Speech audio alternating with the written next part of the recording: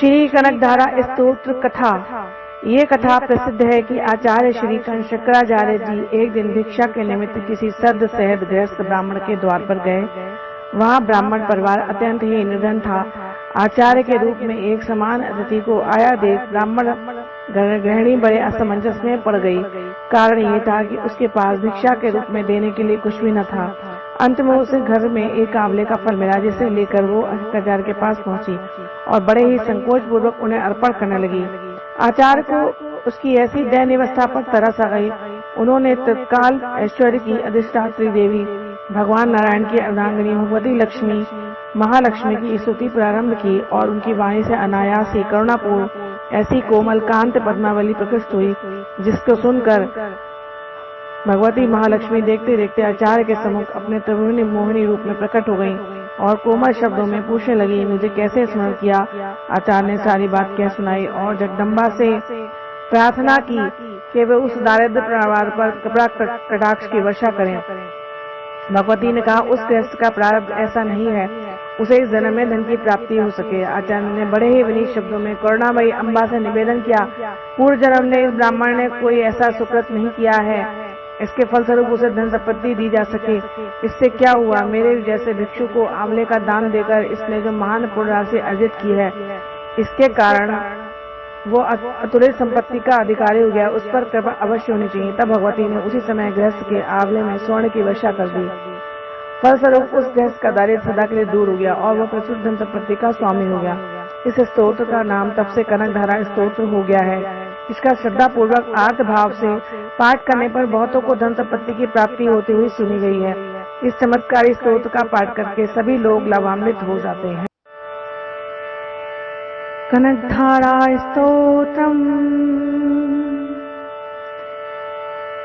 आज मैं आप सब लोगों के सामने कनकधारा स्तोत्रम का पाठ हिंदी में लेकर आई हूँ। अधखिले कुसुमों से अलंकृत तमाल तरु का जैसा भ्रमरी आश्रय लेती है, उसी प्रकार जो श्री हरि के रोमांच से शोभायमान लक्ष्मी की कटाक्ष लीला श्री अंगों पर निरंतर पड़ती रहती है और जिसमें संपूर्ण ऐश्वर्य का निवास है, वो संपूर्ण मंगलों की अधिष्ठात्री देवी महालक्ष्मी कटाक्ष लीला मेरे लिए मंगलदायिनी हो।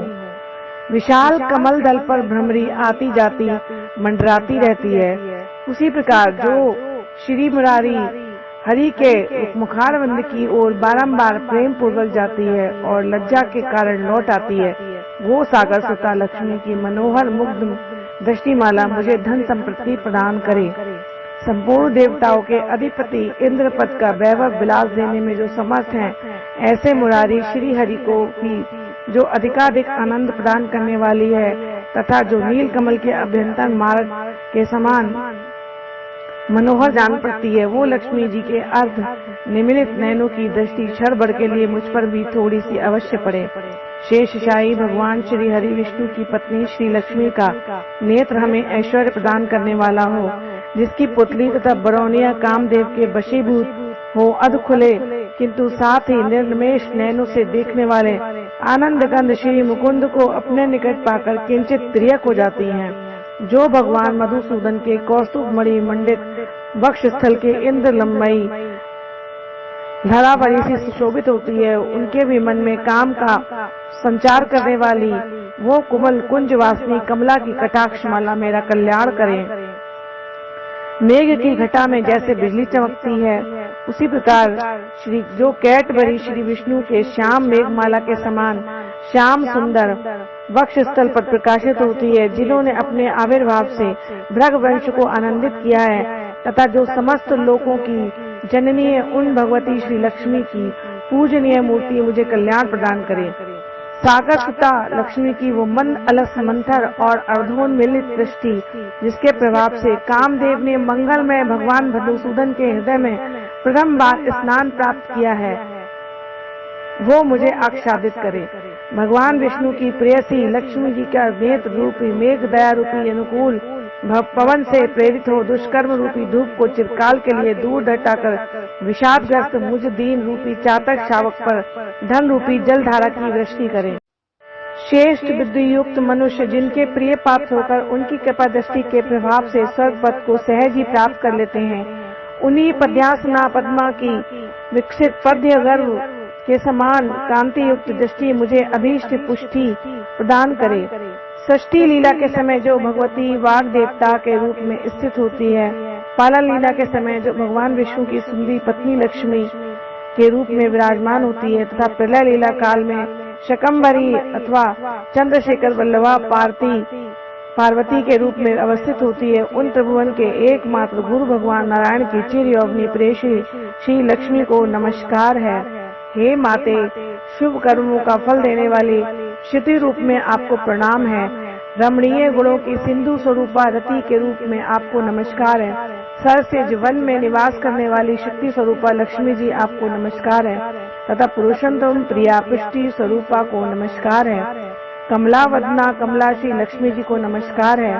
श्री सिंधु से प्रकट होने वाली श्री देवी को नमस्कार है। चंद्र और सुधा की सहोदरा बहन को नमस्कार है। भगवान नारायण श्री हरि विष्णु की वल्लभा को नमस्कार। कमलवत नेत्र वाली माननीय माते, आपके चरणों में अर्पित वंदना संपत्ति प्रदान करने वाली, संपूर्ण इंद्रियों को आनंद देने वाली, साम्राज्य प्रदान करने में समर्थ और समस्त पापों के हरण हेतु सर्वथा उद्यत है, वो सदा मुझे ही अवलंबन करें, अर्थात मुझे ही आपके चरणों की वंदना का शुभ सुयोग सदा प्राप्त होता रहे। उपासक के लिए जिनके कृपा कटाक्ष हेतु की उपासना संपूर्ण मनोरथों और संपत्तियों का विस्तार करती है, उन्हीं मुरारी श्री हरि की हृदयेश्वरी लक्ष्मी देवी मैं आपका तन मन वचन से भजन करता हूँ। शिव भगवती हरि बल्लभे, आप उमल कुज में निवास करने वाली हो। आपके हाथों में नील कमल सुशोभित है। आप अत्यंत धवल वस्त्र गंध माल्य आदि से शोभित हैं। आपकी झांकी अत्यंत मनोरम है। त्रैलोक के ऐश्वर्य को देने वाली देवी मुझ पर प्रसन्न हुई है। सुवर्ण कलश के मुख से दिग्गजों द्वारा गिराए गए आकाश गंगा के निर्मल मनोहारी जल से जिनके श्री अंगों का अभिषेक होता है, संपूर्ण लोकों के अधीश्वर भगवान विष्णु की उन प्रिय पत्नी क्षीर सागर सुता जगत जननी लक्ष्मी जी को मैं प्रातः काल के समय प्रणाम करता हूँ। कमल नेत्र केशव की कमनीय पत्नी कमले अकिंचन मनुष्यों में मैं अग्रणी हूँ, अतः आपकी कृपा का स्वाभाविक रूप से पात्र हूँ। आप अपने करुणा की उमड़ती बाल की तरल तरंगों के समान कटाक्षों द्वारा मेरी ओर देखा, अतः मुझ पर कृपा करो। प्रतिदिन वेद त्रयी स्वरूपा त्रैलोक जननी भगवानी लक्ष्मी जी की जो लोग इन स्तुतियों द्वारा स्तुति करते हैं, वे इस भूतल पर अत्यंत गुणवान और अत्यंत सौभाग्यशाली होते हैं, और विरत जन भी उनके मनोभावों को जानने के लिए उत्सुक रहते हैं। श्रीमन शंकराचार्य विरचित इस सुवर्ण कनकधारा स्तोत्र का तीनों काल प्रातः मध्याह्न साय काल में जो मनुष्य पाठ करते हैं, वो कुबेर के समान धनवान हो जाते हैं। श्रीमत् शंकराचार्य विरचित कनकधारा स्तोत्र संपूर्णम।